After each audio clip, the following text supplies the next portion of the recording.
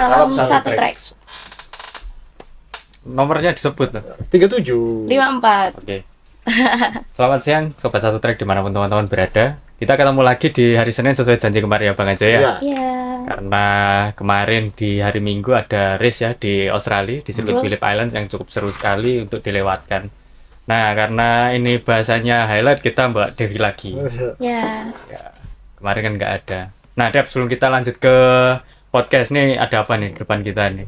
Kok banyak ini? Di depan kita ini ada produk barunya Indofood yang mungkin udah nggak asing nih bagi gen milenial gitu. Karena dulu sempat produksi dan sekarang produksi lagi dengan rasa yang tentunya makin enak, baru dan juga lebih praktis. Karena bumbunya udah masuk ke dalam mie-nya. Jadi nggak usah dibuka, dituang, diaduk lagi, itu nggak usah. Jadi tinggal menikmati. Kalau dulu harus dibuka dulu nih ya. Betul. Jadi lebih praktis dan cocok banget buat nemenin kalian yang sedang nonton balapan di musim ini atau musim di tahun depan nantinya. Oke. Gitu. Kalau di sebelahnya ini ada Indofood lada bubuk yang pastinya bisa membuat masakan teman-teman radar makin enak lagi. Oke. Ya, jadi jangan lupa ya, pokok selama balapan cemilannya harus Anak Mas. Anak Mas dari Indofood. Terima kasih Indofood ya yang udah kasih beberapa produknya nih. Betul. Ini rekomen banget nih buat teman-teman yang nonton MotoGP ya kan, daripada nggak ngapa-ngapain kan lebih baik nyenek ya Bang ya. Iya. Karena rasanya juga itu unik-unik. Ada yang ayam geprek sama ayam barbeque. Yang merah ini ayam geprek, yang ini barbeque. Jadi bisa dicobain dua-duanya. Ini dua rasa favorit anak-anak sekarang ya. Betul. Gen Z pasti favorit. Oke, buat highlight MotoGP kemarin, nah, kita kasih Devi lah sekali-sekali yang bertanya. Nanti soalnya kalau aku yang bertanya, Devi harus menjawab nanti. Aduh. Oke. Di Phillip Island kemarin podium 1 dimenangkan oleh Raul Fernandez dari Trackhouse Racing menggunakan motor Aprilia RSGP 25 dan itu merupakan kemenangan perdana. Trackhouse. Dari Raul Fernandez juga, dan selain kemenangan perdana dia juga mendapatkan penghargaan non klasmen Rider of the Day. Nah, gimana menurut Bang Aco kegacoran si Raul Fernandez kemarin ini? Oh iya, banyak faktor ya, karena Aprilia memang lagi grafiknya meningkat. Kalau dilihat dari hari Jumat, Sabtu sprint sampai race. Jadi kesempatannya si Raul Fernandez ini kan memang dimanfaatinnya semaksimal mungkin. Si BCC dapat penalti. Makanya dari race yang kita sebut hari Sabtu kemarin setelah nonton sprint race, bahkan ngedukunnya Mas Lugas kan sudah berubah ya. Iya, bener ya? betul. Hari Sabtu kemarin akhirnya ketika kita lihat hasil sprint, wah ini kayaknya harus dicoret nih dari peta persaingan gitu. Akhirnya memang terbukti di hari Minggu kita lihat jarak pace-nya, gap-nya dengan yang si Dijia kan lumayan tuh. Iya. Tapi kita lihat kalau di race kemarin hasilnya bagus loh Bang. Karena gini, mulai dari kualifikasi, kemudian ke sprint, kemudian ke race, itu tidak banyak berubah. Oh iya, iya. Si Raul ini. Iya, karena kalau khususnya ini ya si BCC ya. BCC-nya ya. Betul. Karena kalau kita lihat kemarin polanya hampir sama nih Bang. Maksudnya si taruh di depan kemudian mundur. Ini juga terjadi waktu race. Yang kira membuat Bang Taro ini posisinya merosot ke posisi 11 akhirnya, lebih parah daripada waktu sprint kemarin seperti itu. Padahal kita kadang-kadang kalau Bang Taro ini wah ini pole nih. Adalah harapan untuk di depan. Tapi ternyata kita ngobrol kemarin hari Sabtu, ternyata Bang Aco dan saya juga tetap sepakat. BCC masih dikasih long lap penalti, double long lap penalti, pasti masih podium. Ternyata benar. Podium. Dan ini juga menjadi kemenangan ke-300 di Grand Prix Aprilia. Wah. Ya. Sampai kemarin hari ini ya. Jadi statusnya bukan di MotoGP ya. Jadi semua kayak 125, 250 yang ada mesinnya dipakai mesin Aprilia itu jadi kemenangan ke-300-nya di Grand Prix. Wow. Berarti cukup signifikan peningkatan grafiknya positif. Untuk Aprilia. Tapi beruntung untuk race kemarin ini seenggaknya mesin Ducati nggak terlalu malu-maluin lah ya. Oh iya. Dengan adanya Dijia yang tiba-tiba merangsek ke depan. Ini juga terjadi kan Bang waktu sprint kemarin. Kita lihat sebetulnya tinggal sedikit lagi ada lapnya lebih banyak gitu. Ada nambah 1-2 lap aja lagi bisa podium Dijia. Dan ternyata di sprint diulang lagi di race. Benar. Nah, keren nih memang. Raul ini dari sprint juga sudah stabil. Sudah stabil. Sudah stabil. Bukti kan dia sudah naik podium di sprint. Si Raul. Iya. Fabio juga. Fabio Di Gia enggak, tapi hampir menyusul karena detik-detik terakhir itu dia sudah mau nyusul Aco. Karena kalau kita cek lagi di sprint ya Bang, kita agak refresh dikit Bang. Kita lihat kan Raul sebetulnya mulai awal sprint sudah langsung merangsek ke depan. Sudah berhasil menahan beberapa lap, tinggal sedikit padahal akhirnya BCC maju ke depan menyusul. Karena kita tahu sendiri BCC itu mulai dari Mandalika kemarin kecepatannya sudah mulai konsisten dan memang bagus Aprilia di akhir-akhir musim di paruh kedua khususnya Di paruh kedua ini Aprilia kita tahu sendiri sudah bisa menjaga jarak. Ibaratnya Ducati yang kemarin selangkah atau 2 langkah lebih maju, akhirnya si Aprilia ini sudah menipiskan jarak itu tadi. Nah, dengan hasil kemarin akhirnya Marco Bezzecchi masuk ke klasemen ketiga, menggantikan ini si Pecco langsung menggeser di klasemennya ke bawah. Benar. Kan? Karena Pecco kemarin kalau kita lihat mulai sprint juga ya tidak bisa diharapkan ya, karena balapan dengan golongannya Somket akhirnya. Kemudian di race diperparah dengan crash di putaran ke-23 kemarin. Yang akhirnya ya poinnya lagi-lagi tidak ada. Gitu. nol poin. Dan BCC naik podium. Padahal oleh penalti. Dari sprint dan juga race tetap bisa mempertahankan podium ya. Sebenarnya itu juga kalau BCC nggak ketahan sama Aco di race ya di hari Minggu itu bisa lebih. Karena jadi awalnya kan kita ada ngebahas dari Sabtu nih. Betul. Pertanyaannya ada mungkin di pertanyaannya Devi ya. Dengan double long lap penaltinya si BCC ini tetap nggak bisa dia berdiri podium. Ternyata saya bisa meyakinkan bisa, ya kan? Cuma memang tetap di podium. Cuma saya nggak bisa spesifik dia podium berapa. Untuk kemungkinan di podiumnya pasti ada, karena dilihat dari gap jarak. Karena sprint itu kita bahas kemarin tuh setengah balapan dari 13 lap. Dia sudah bisa surplus 3 detik di depan. Makanya secara kita hitung-hitungan kemarin di hari Sabtu bisa nggak? Oh bisa sekali. Saya lihat makanya tinggal strateginya si Aprilia, timnya Aprilia bisa nggak sih untuk mengedukung si BCC ini sampai podium. Kalau saya lihat kemarin strategi apa yang dipakai strategi Aprilia itu cukup bagus sekali. Cuman memang saya pikir strateginya di pertengahan balapan atau di akhir-akhir dia baru menjalankan long lap. Ternyata di awal lap di awal. Langsung ya. Di awal 5 lap awal dia menjalankan long lap keduanya di lap ke-7. Saya ingat itu. Jadi langsung di awal dia sudah ada surplus. Kan dia pas waktu masuk di long lap pertama, hukuman pertama itu dia surplus 2 detik. Masuk keluar dari hukuman, dia langsung di posisi ke-4 ke-5 kalau tidak salah. Saya lupa itu. Dan itu dia mengikuti sampai di lap ke-7 dia masuk lagi. Nah, itu yang berjarak. Akhirnya gapnya semakin jauh. Dan terus dia berusaha recovery kan si BCC ini. Cuman dia ketahan. Kalau saya lihat itu ketahannya sama Aco dan Alec ya. Yang kebetulan memang depan belakang tuh Aco sama Alec kan posisinya. Jadi ketahan di situ. Jadi tapi tetap aja recovery itu sesuai target podium. Akhirnya tercapai. Tinggal memakan waktu ini aja tadi. Betul. Dan posisi 4 dimenangkan oleh Alex, terus kelimanya Acosta. Nah, menurut Bang Aco gimana nih? Acosta kan pendukungnya banget ini. Aco sendiri memang kemarin statementnya dia nggak 100% ya bisa ngebalap 100% karena kemampuannya dia kemarin masalah ceter dan degradasi ban. Iya, karena memang salah satu isunya di Phillip Island adalah aspal yang abrasif. Makanya kemarin kalau kita lihat waktu race dan sprint juga kebanyakan pembalap pakai ban slick hard medium dibandingkan yang pakai medium soft. Karena itu adanya medium soft adanya di sprint, pas di balapan panjang sudah pakai hard medium, ya kan softnya dihilangkan. Karena lebih panjang. Salah satunya kan karena itu. Dan terus cuaca berubah-ubah, itu akhirnya berubah. Betul. Karena kemarin juga ternyata balapan dingin kan kalau kita lihat, meskipun kering gitu di catatan saya itu suhu udaranya 21 Celcius dengan kelembapan sekitar 40%. Cuman memang kan rumornya kemarin tuh yang menjadi isu itu kekencangan angin. Oh iya, yang betul. dimasalahkan tuh angin.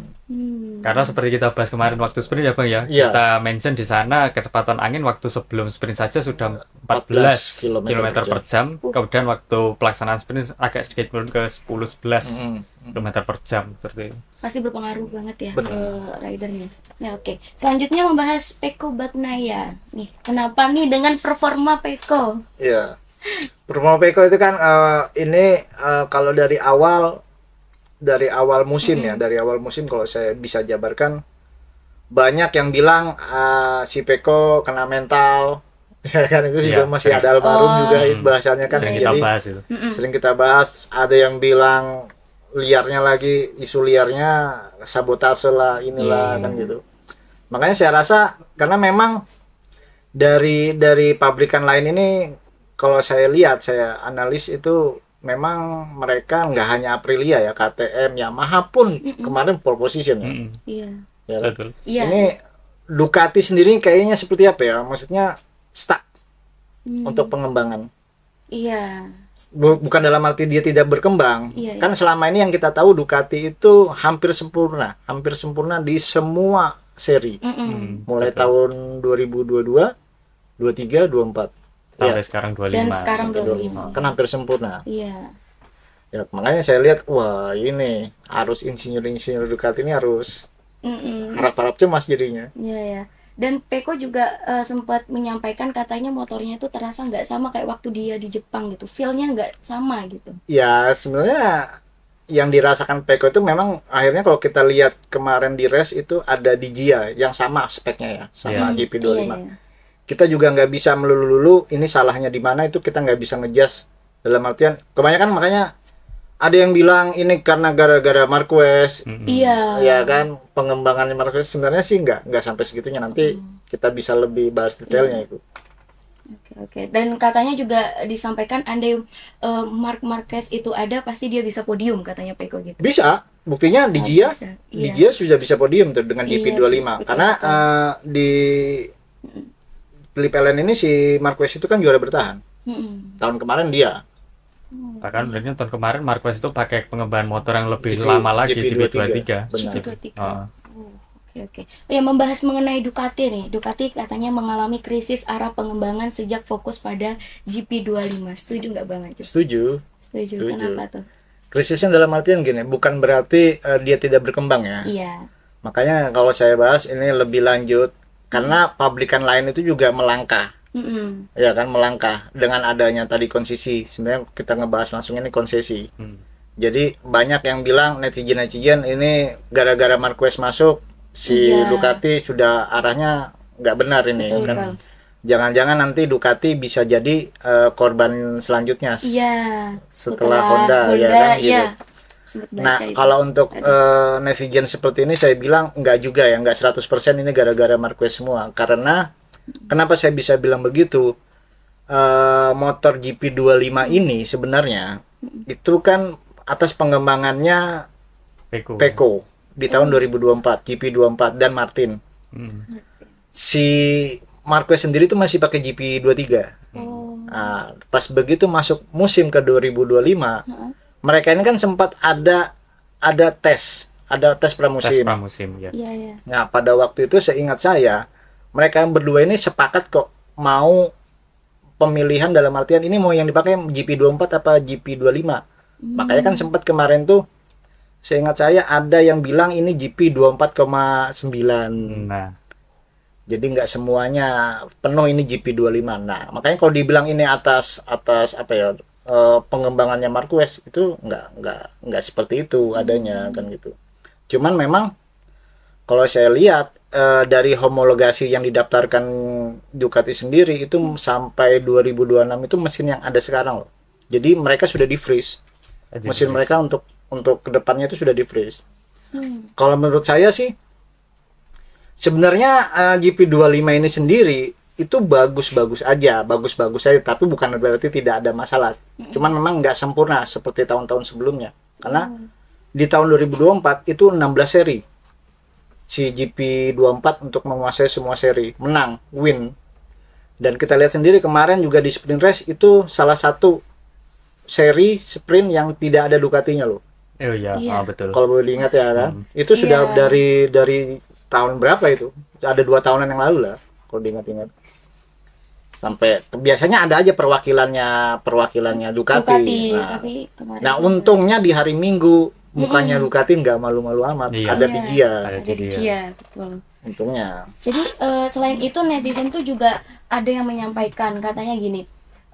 Jangan-jangan ternyata GP25 ini ternyata punya masalah yang serius, tapi ternyata ditutupi oleh itu sudah skill kita bahas. FM. Benar, itu sudah kita bahas kan sebenarnya. Saya bilang di awal, dan almarhum sendiri hari itu mengakui, karena memang si baby alien ini kan kita lihat sendiri. Makanya jadi untuk homologasi mesin tahun ini sebenarnya itu sudah atas keputusannya Pecco dan MM. Jadi itu sebenarnya mesin secara keseluruhan itu mesin GP24, cuman dikembangkan aja, dipoles. Nah, mungkin upgradean tahun ini itu nggak ekstrim, karena mungkin dipikir ini sudah juara bertahan nih motor. Mulai tahun 2022, 23, 24 sampai tahun ini sudah nyegel juara. Nah, bukan berarti pabrikan lain tidak melangkah loh ya. Makanya kan sebelumnya kita podcast dulu kan sudah, ini si Ducati ini sudah selangkah lebih maju. Nah, dengan adanya konsesi dari pabrikan lain ini kan akhirnya membuka peluang buat ngejar itu tadi, lebih cepat ngejarnya si Ducati. Dan akhirnya terbukti kan, akhirnya ada beberapa perlawanan termasuk dari Aprilia dan KTM. Benar. Memang sekarang ada posisi di konsesi C ya. Konsesi C ya. Ya, di konsesi B kosong. Konsesi A-nya kan si Ducati sendiri. Ya. Kemudian sisanya di Honda dan Yamaha di konsesi D malahan. Dan kita lihat akhirnya Honda juga bisa ngejar, Bang. Oh iya. Karena kita lihat kemarin ada di 10 besar ada si Luca Marini. Benar. Kemudian ada Alex Rins dari Yamaha yang masuk. Dan kalau kita lihat agak ke belakang, tuan rumah sebetulnya Jack Miller sempat di posisi pertama waktu latihan bebas yang pertama. Hanya saja waktu race entah kenapa performanya akhirnya gagal karena jatuh ya. Makanya kalau dibilang Ducati motor Pecco-nya disabotase atau pengembangannya nggak sesuai arah, kalau saya bilang bukan itu ya. Maksudnya dari analisa, kita sama-sama analisa aja lah, sama-sama analisa sebagai orang awam ya. Yaitu tadi si Ducati sendiri dia sudah homologasi mesin di freeze sampai tahun depan, sedangkan kompetitor pabrikan lain lagi berkembang nih, dibantu dengan konsisi itu tadi. Dia cepat sampai pada akhirnya kita lihat di paruh kedua ini dengan absennya Marquez, karena kan memang selama ini yang menutupi kelemahan itu Marquez, jadi langsung kayak ada gambaran kita ini, kita sebagai penonton atau penikmat MotoGP, tiba-tiba pas kebetulan Marquez cedera, kayak langsung runyam. Ambiar Ducati kan kelihatan. Dan ini mungkin akan semakin kita lihat di seri-seri mendatang ya, Pak ya. Sepang dan juga di Portimao Portugal, di mana di 2 seri ke depan ini Marquez dikabarkan tidak akan balapan dulu. Bisa. Ini kemungkinan gimana Ducati ke depan di seri-seri selanjutnya ini? Kalau di seri-seri selanjutnya ya makanya itu bukan berarti si Ducati ini tidak bisa menemukan ya. Dalam artian dengan tidak adanya Marquez ini akhirnya untuk apa ya, perkembangannya Ducati susah arah. Karena kayak Ducati itu kayak terjebak dalam arti ya stuck tadi itu. Dia terjebak. Ini mau karena inputan atau literasinya si Marquez sendiri itu kurang masuk. Karena yaitu kelemahannya itu sudah ditutupin sama Marquez. Jadi selama event tergelar di 2025 untuk pengembangan ini kayaknya kayak stuck. Kayak nggak bisa, ya bingung, insinyurnya sendiri bingung ini salahnya di mana, sedangkan performnya Marquez tahu sendiri nggak ada kalahnya dia selama dia tampil kan gitu. Jadi mau kayak gimana motor ini, sedangkan ini sudah dihomologasi loh. Makanya sempat si Pecco sendiri malah downgrade, minta ke GP24. Sebenarnya kan itu bukan programnya Ducati, karena kan semakin tahun kan seharusnya motor ini harus bisa gapnya sama kompetitor lain harus lebih jauh lagi, karena hampir sempurna dia menang. Dan pada akhirnya karena si Marquez ini tidak memberikan inputan yang bisa berkembang, akhirnya si nyusul ini pabrikan lain dengan dibantu konsesi ini kan cepat nyusulnya. Oke. Kalau dari Pecco-nya sendiri itu sebenarnya memang dari performanya dia atau memang dia yang nggak bisa menyesuaikan seperti MM di motor itu? Iya, yang jelas itu tidak bisa menyesuaikan karena memang ada dari GP24 ke GP25 ini kita bilang mudahnya GP25 ada. Itu sebenarnya basicnya 24, cuman ada upgradean kecil. Iya, bukan perubahan besar gitu. Nggak perubahan besar karena sudah motor juara kan, sudah motor juara. Jadi untuk basic keseluruhannya itu GP24. Yang berubah itu katanya kemarin tuh engine brake, masalah di engine brake sama RHD. Nah, untuk gaya balapnya Pecco itu nggak berdampak lah dengan Pecco. Nah, sedangkan si Marquez ini ya nyetel aja karena dia punya talenta di situ tadi untuk menutupi kelemahannya sih. Apakah ini juga jadi strateginya Marquez supaya ndak banyak inputan supaya yaitu tadi kan memang yang kita tahu datanya si Marquez ini pinternya, dia bisa memakai datanya kompetitor atau pembalap teammate-nya, tapi sebaliknya Pecco nggak bisa pakai datanya Marquez. Nah mungkin itu juga jadi strategi karena di tahunnya Marquez motor yang bagus sekarang ini Ducati, jadi dia harus bisa mengalahkan temannya. Jadi nggak peduli dengan tim lain dia Marquez. Makanya untuk inputannya dia, saya punya masalah, Marquez juga punya masalah, tapi itu nggak ada, sudah bisa diatasinya dia sendiri. Supaya ya itu tadi mungkin masalah itu nggak ketemu pada akhirnya mungkin ya. Makanya kan ini analisa aja sih. Nah dengan adanya itu akhirnya insinyur kayak terjebak, ini mau kayak gimana nih motor, sedangkan ini motor sudah homologasi. Akhirnya pabrikan lain menyusul ini dekat-dekat, akhirnya yang jarak aman sekarang sudah jaraknya menipis dari Ducati dan pabrikan lain. Ya makanya kita lihat aja untuk seri-seri berikutnya seperti apa. Kalau menurut Bang Aco siapa nih yang kira-kira bakal menyusul lebih dekat ke Ducati ini? Aprilia yang terdekat. Bahkan dia mengancam untuk musim depan.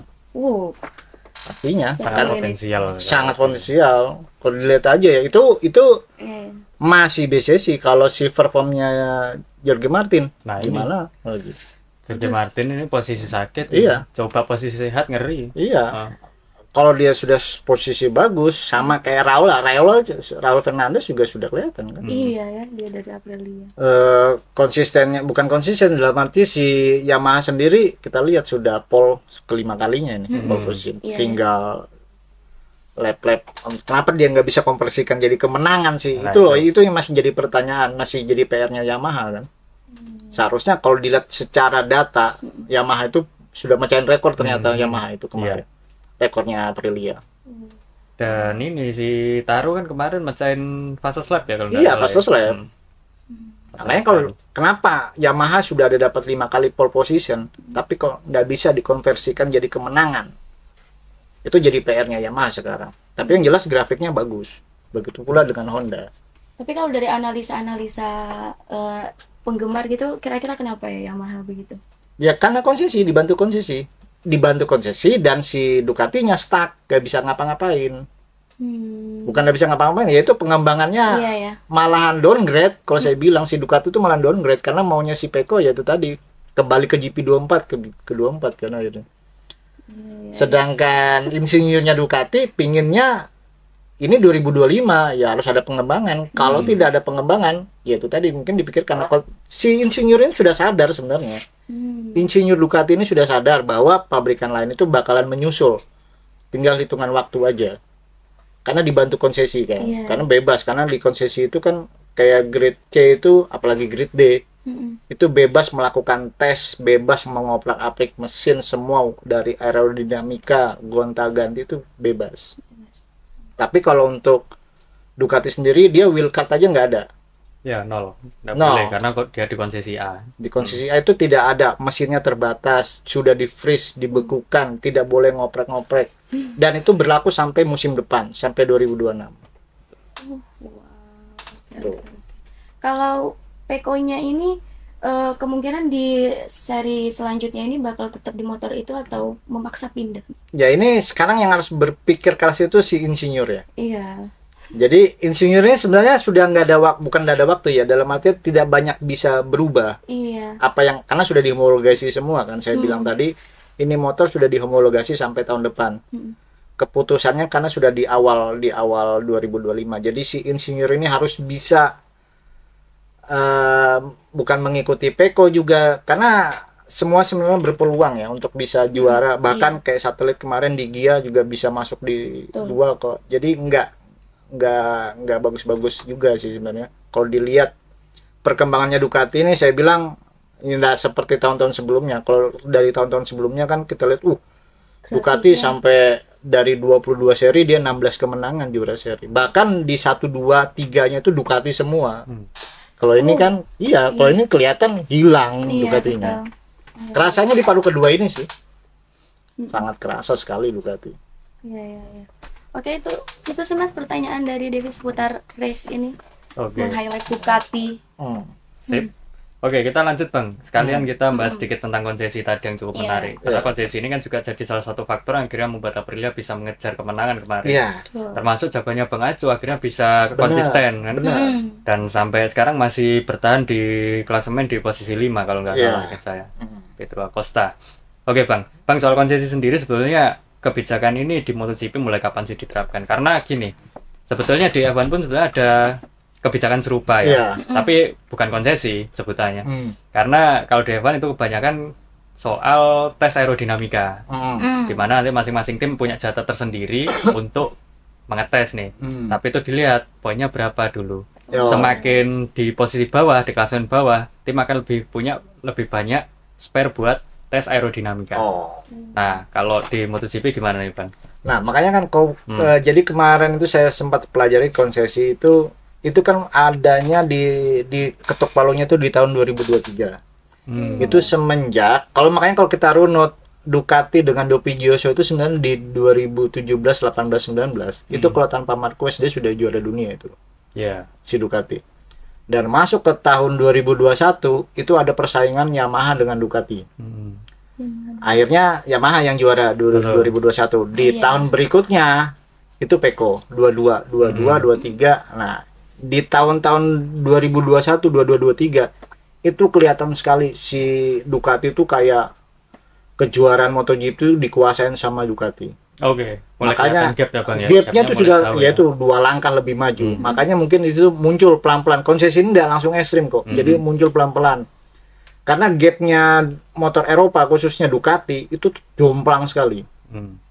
Jomplang dilihat dari motor spek kayak Yamaha pabrikan Asia ya. Yamaha dan Honda kayak langsung blut grafiknya langsung. Makanya langsung muncul konsesi.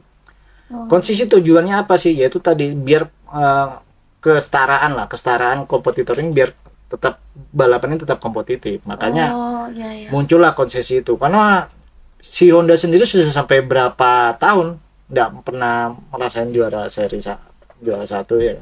Yamaha pula. Makanya yang menang itu aja. Makanya munculnya konsesi supaya bisa mengejar si Ducati ini. Bahas Fabio itu dari Yamaha kan? Yamaha. Oh iya, Devi kan sebagai yang awam ini ya, sempat baca-baca dari kayak netizen tuh yang menyatakan kalau Yamaha itu kurang mensupport Fabio dalam motornya. Karena waktu itu sempat katanya kehabisan bensin juga lah yang itu. Itu sempat muncul ya. Fabio Quartararo ya guys. Karena Fabio-nya ada 2 kan. Ada 2. Ada Fabio Di Gia juga kan. Oh iya, Taro ya sebutannya. Taro. Itu sempat masuk ke sosial media itu katanya kehabisan ini, kurang pertimbangan, kok bisa sih Yamaha gitu. Iya, makanya kemarin tuh kalau dibilang supportnya nggak gitu sebenarnya. Yamaha sendiri tuh support penuh ke Yamaha ke Taro ya. Terbukti kok dari mesin inline ke V4 itu kan memang mesin V4 ini isunya memang sudah jauh-jauh tahun lalu ya, sudah memang ada. Cuman memang si Taro ini pengen ada perubahan yang radikal katanya kan gitu. Karena memang selama ini yang pakai mesin inline itu kan hanya Yamaha. Makanya tahun depan itu V4 di Yamaha itu sudah bisa reguler balapannya.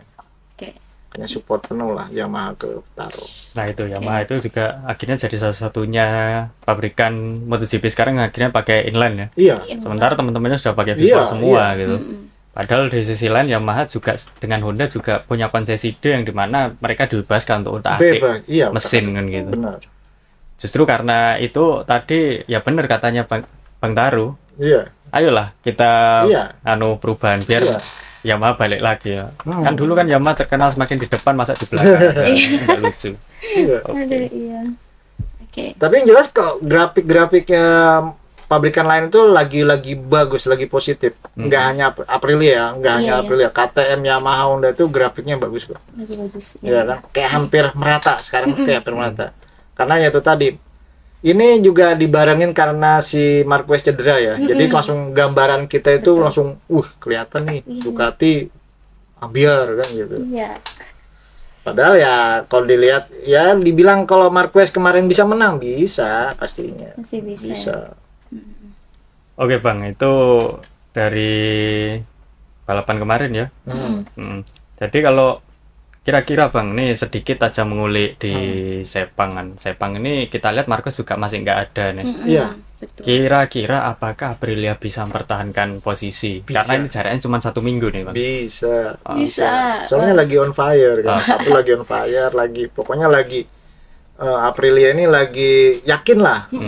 Yakin, itu tadi saya bilang. Ini Ducati ini harus berbenah, dalam artian bukannya dia langsung nggak dapat, karena dia sudah mengunci gelar ini ya, sudah mengunci gelar, dia harus bisa cepat-cepat berbenah, harus bisa, bukan tidak mengikuti Pecco ya, dia tetap mengikuti Pecco kok, apa maunya Pecco, cuman ya itu tadi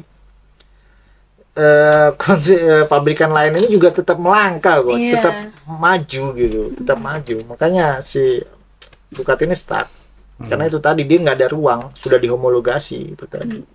Jadi ya lihat aja, berharap ya kesembuhannya Marquez harus lebih cepat supaya bisa menahan lajunya kompetitor ya, pabrikan-pabrikan lain. Ya mungkin itu dulu ya Bang Eco ya, untuk pembahasan highlight kita pagi hari ini. Cukup seru juga karena tadi pertanyaannya Devi juga langsung pas ini sama topik pembahasan yang memang kita mau bahas tentang konsesinya nih Bang. Dan ya sesuai tadi Bang Eco tadi udah nyepil sedikit, yakin Aprilia. Coba nanti dilihat ngedukunya besok Kamis gitu. Semoga omongannya Bang Eco masih konsisten lah. Masih. Nanti satu BCG kan kemarin. BCG lagi. Iya.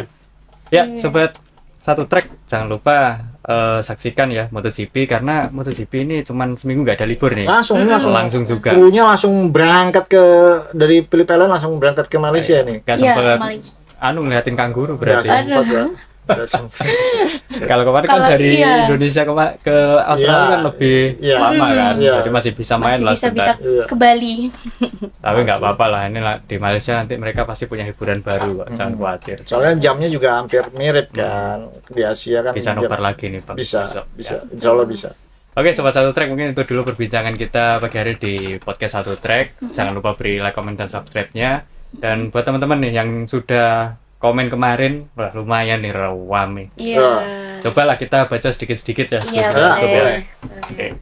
Kita mulai dari komentar di konten prediksi kita Bang. Nah, yang kemarin dari Etirwan Walid, Zarko bisa juara. Alex Vermin ada di 4 besar. Nah, ini Alexnya bener nih 4 besar nih. Cuman nih Vermin kemarin kayaknya ya Bang ya, masih belum mengeluarkan potensi maksimalnya lah kemarin itu. Kemudian wah ini ada MU garis keras juga ya. Kok podcast bola nggak pernah ada lagi, mana tuh Fer yang suka bully MU? Oh tenang, Mas Ferry masih ada kok guys. Biasanya jaga di depan biasanya. Oke, kita next ke konten berikutnya Bang, di hari Sabtu nih sebetulnya. Kita konten lagi dari Sabtu.